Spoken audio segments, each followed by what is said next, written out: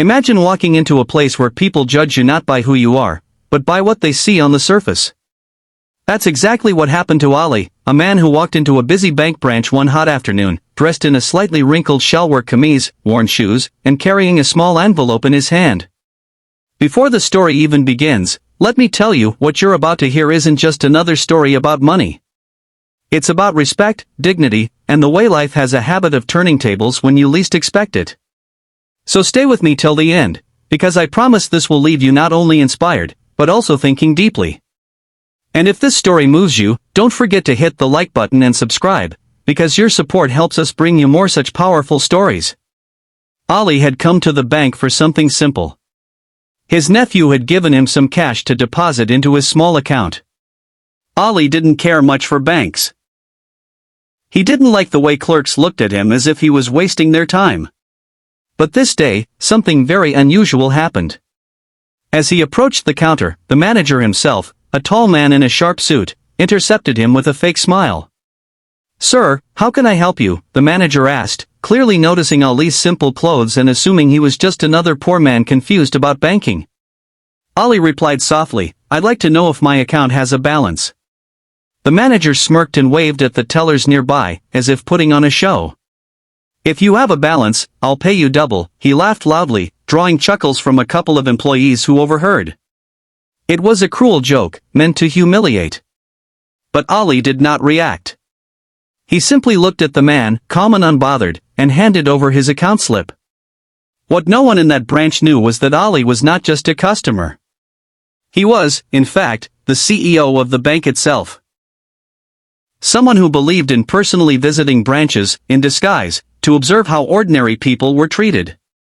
He had built his fortune from nothing, growing up in a small village, and knew how badly people in modest clothes could be judged. The manager, thinking he had impressed his staff with his mockery, opened the system, typed in the account number, and froze. The screen displayed a balance so large, he thought it was an error.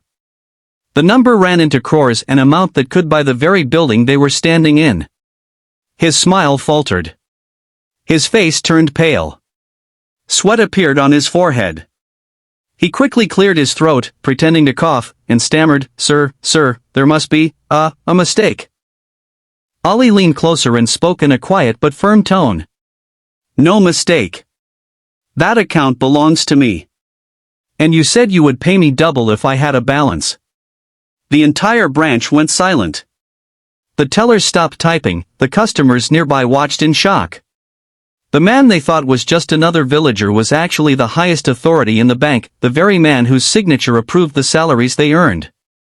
The manager fell to his knees, trembling, trying to explain. "Sir, I didn't mean it, it was a joke, please forgive me." Ali stared at him, remembering the countless times he had been mocked in his youth because of his clothes, his accent, his simple ways.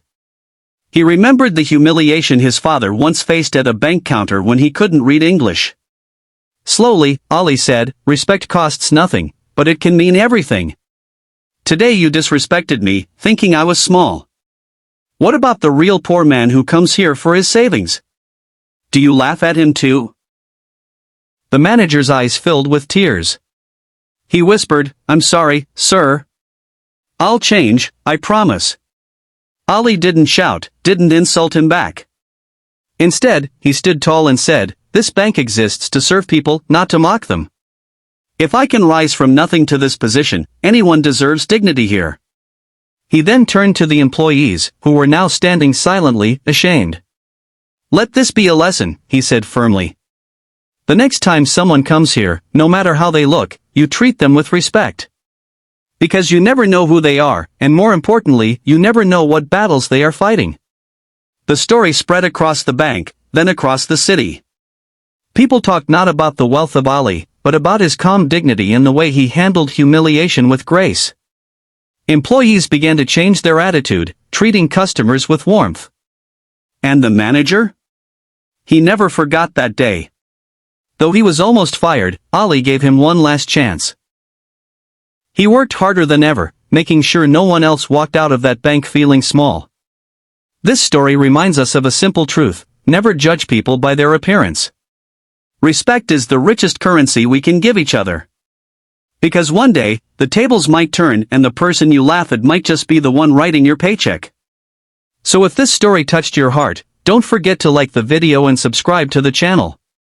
Share this with someone who needs to be reminded that kindness and respect are worth more than gold. And always remember, your value isn't in your clothes or your status, it's in how you treat others when no one is watching.